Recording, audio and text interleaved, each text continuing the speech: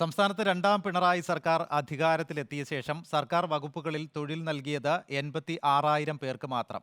3 വർഷം പിന്നിടുമ്പോൾ വർഷത്തിൽ ശരാശരി 30,000 പേർക്ക് പോലും തൊഴിൽ നൽകാൻ സർക്കാരിനായില്ല.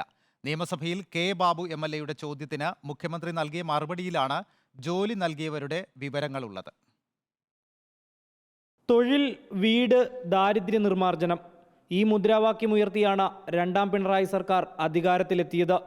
എന്നാൽ 3 വർഷം കൊണ്ട് 1 ലക്ഷം പേർക്ക് പോലും ഈ സർക്കാരിന് തൊഴിൽ നൽകാനായില്ല. 2024 ഏപ്രിൽ 30 വരെയുള്ള കണക്കനുസരിച്ച് 86,030 പേർക്കാണ് PSC വഴി ഈ സർക്കാർ നിയമനം നൽകിയത്. ഒരു വർഷത്തിൽ ശരാശരി 30,000 പേർക്ക് പോലും തൊഴിൽ നൽകാൻ സർക്കാരിനായില്ലെന്ന് ചുരുക്കം.